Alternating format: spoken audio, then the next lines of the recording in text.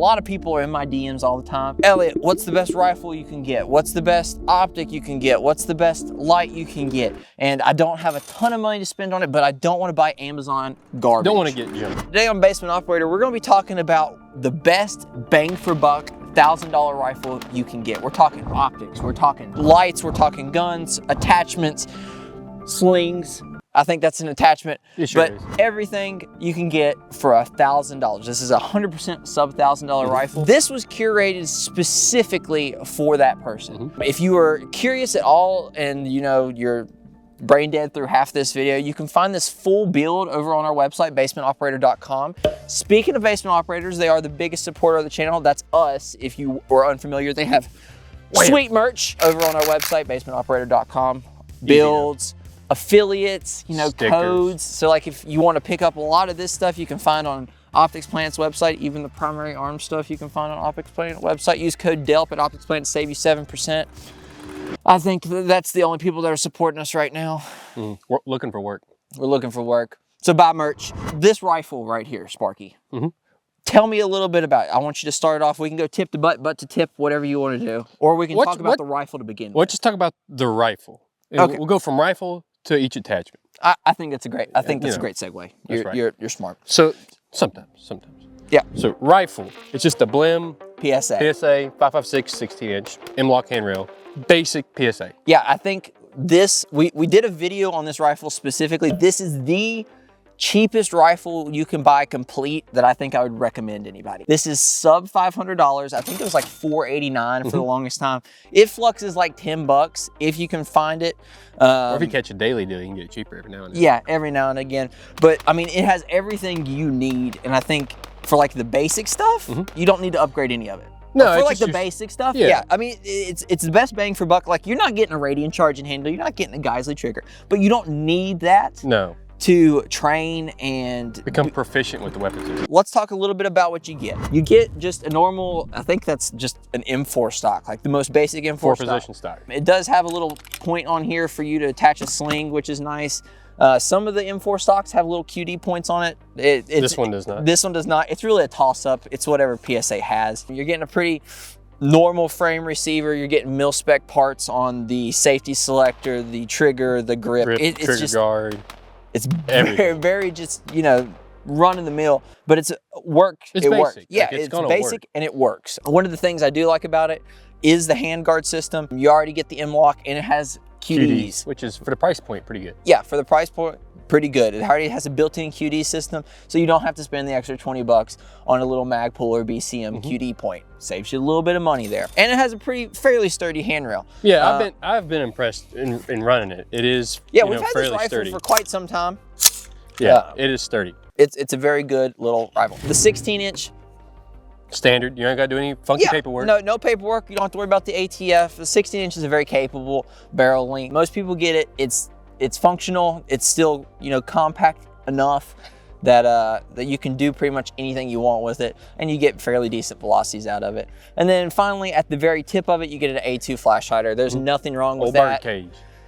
It is what it is. The original. But for the rifle, it's a very good, very reliable rifle. PSA does a good job. And if you have any issues, the best part about PSA, their customer service is freaking awesome. We are not getting paid to make this video from PSA. We did get this rifle sent out, but that was a long time ago. Usually if we get stuff sent out and we don't like it, we'll tell you about it, and then we won't use it anymore. So if you see us continuously using the firearm, we must like it. We must like it. So we've been fairly impressed by this little rifle, especially for the price point, and we think it's perfect for something like this. So now that we've talked a little bit about the rival. What? Yep. Now that we've talked a little bit about the rifle, let's put it to the test. Do a little build drill. What was it, Hunter? Mozambique. Ooh, I've been there before. Whatever. Sparky, is this thing zeroed? No, it's not. It's like all your stuff. None of it's zeroed. All right. Well, let's give it our best shot. So we're doing a build drill. We forgot our timer. Sparky, do you want to be the beeper, or Hunter, are you going to be the beeper? We'll surprise you. All right. Start it low, ready. 6 shots. Is it 6 or 7? 6. 6? Can't count anyways. Yeah, he's just going to keep squeezing the trigger. Beep! How many was that? Can you not count the holes? 5. That probably was 6, I don't know. Keep in mind this is not zeroed, and I can't really pick up the black line at the bottom very well. How many did I shoot to begin with? I think I got him. He's close enough. I'll beat Sparky. Shooter ready? Oh yeah.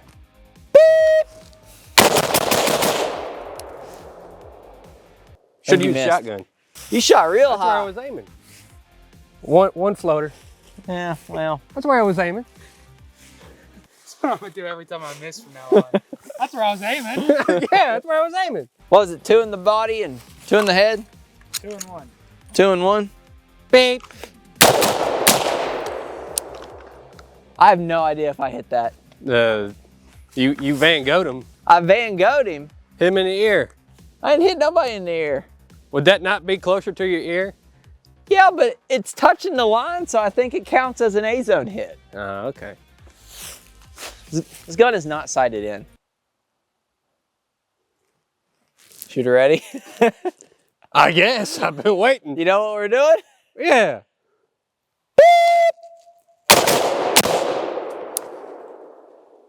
Wow. He's dead.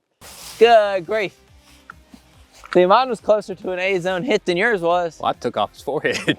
You did. I caught his toupee. Don't get, Apple Watches suck for shooting. What did you just do? We got up here. We got a Streamlight. Yeah. ProTac. Yeah, so we'll go to lights next. And I am very particular with my light selection. We used to do a lot of light videos like back in the day of Amazon lights. I'm done. Yeah, tired of it. We're not doing that anymore. I would say invest the money in the light system. You might be like, why would I want to spend $100 on a light? Because it's worth it. Like, all right, for example, a perfect example of this is the pressure pad system on the ProTac is a very good pressure pad system. It comes with the pressure pad, it comes with something to mount it to a Picatinny piece, and it doesn't come with an excessively long cord. A lot of those Amazon lights you'll see have like this little curly Q? Yeah, the little pig's tail, look at that. Yeah, and it takes up so much space. Cord management doesn't work for it, yeah, which sucks. You know, and then you get like a crappy light that's half-ass, and you hit it one time and it's gone. Exactly, and it breaks, it scuffs, and or bends when you bump it against something. You don't have to worry about that with Streamlight unless you really screw something up. Exactly, and I think that the Streamlight is a perfect entry-level light. It runs about $125-ish. I think it's great. You're not gonna be disappointed. No, you really won't. Now, if you get an Amazon light, you probably will be disappointed. One of the things I do want to bring up, and you can see here on the side, this is the Strike Industries cable management system. This is the new one they made for the military. I'm a real big fan of this. I'm not including this in the price, but this is just something that we have here. We just kind of threw it on there and test it out. Yeah, we're just going through our paces with it. But a solution for cord management when you're balling on a budget. Electrical tape's good. Arc bands, Ranger bands. Ranger bands are super inexpensive on Amazon. You can buy like a massive pack for like $5 or something like that.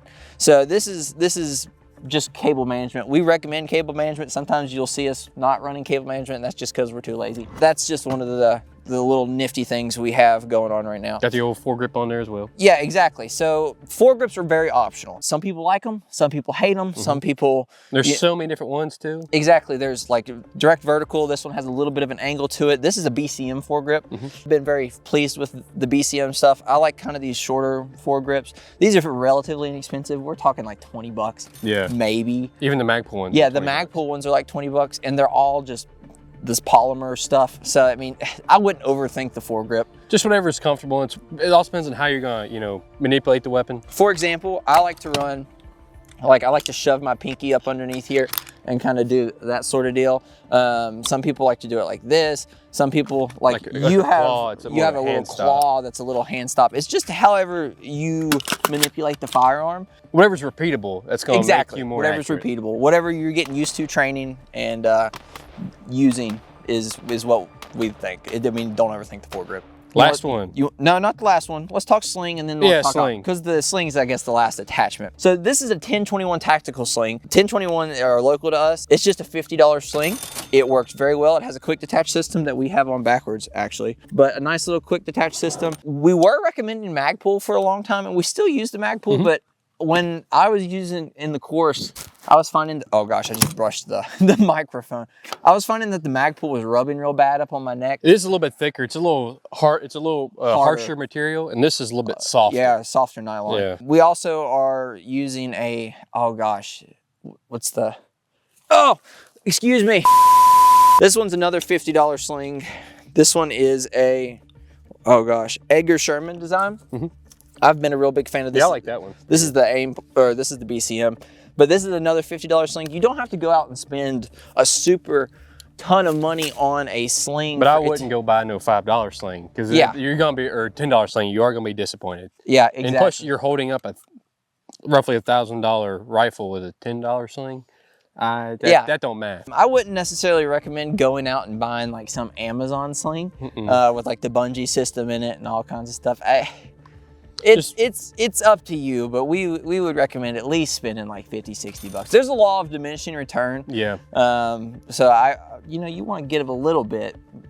You don't want to have complete junk, but you still balling on a budget, and I think $50 is a good thing too. Yeah, it's reasonable. And yeah, if you wanted a Magpul, they still run about the same. Yeah, $50-$60. Let's talk about one of the newer additions to the channel and the optic that we have right here. Now, we've been very impressed with this little optic. We're still running it, testing it out, getting familiar with it. The video might come either before or after this series, but this is new to us. We've really been pleased with it so far, and I think we're pleased enough that we can recommend it to you guys. This is the Primary Arms Cyclops. All right, so this thing, ACS G2.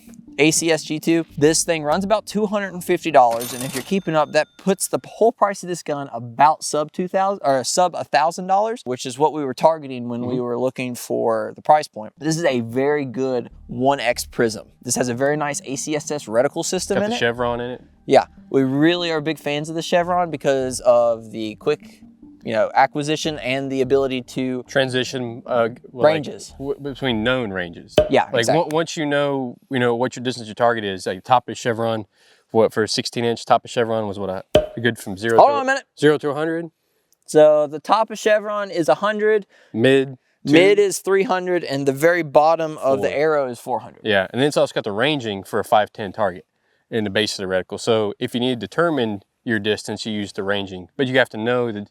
You have to know what size your target is to be able to use the ranging. So take it or leave it, but you can use the reticle or use the optic and the reticle within the optic for ranging. Some of the other awesome features that we really like about the Primary Arms prism, it's different than a red dot because it has an etched reticle. It has really, really good eye relief. Oh yeah, the optic is very clear for $250.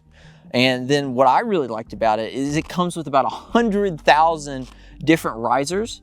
So that you can set it up to have like as high or low as you want to go. There's a ton of them. I think it goes up to like 2 inches and something for that really high riser height. If you're want to run like night vision stuff, because a lot of people are switching to those high risers, so you don't have to come all the way down on the gun. And then also if you're running passive night vision. Yeah, which for $1,000, I don't think that's as no, but it's cool. It's cool. The option is there. The option is there. The option's there. The option is there. But it's got whatever 13 different illumination settings. It is night vision capable. Yeah. Which, like I said, is nice. And I agree. The eye relief is fantastic, especially compared to Vortex. The original Spitfire. I've had that optic for a while and ran it for a long time and have liked it. But once I got my hands on this, I'm like, okay, this might have. Don't tell Vortex's. Yeah, we won't. But I feel like I like this a little bit more. Yeah, the Primary Arms is really nice. And it's FDE. Yeah, FDE. I wish we had a little bit more FDE accents, maybe a stock or something. For 250 bones, fantastic. We can't complain about it. Now, you might be like, Elliot, I do not like prism optics, and that's perfectly fine. I usually don't like them very often either. So there are some, I think, acceptable substitutes to this, because at that $250 price point, you get a lot of options there. So you could even just run a red dot magnifier. If you want, for a similar price point, like the SIGs, you can get a SIG. Yeah, you can get a Romeo Juliet combo. That's going to be in the $250, $300 range. Yeah, you could also get a Primary Arms just red dot. Red dot and magnifier. They run about that price point too for their budget line. Or just run just a red dot.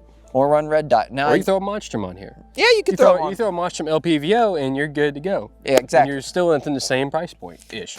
Now, one thing I will mention about this build that we don't have that is potentially like something that should be considered. It would push us out of the $1,000 range.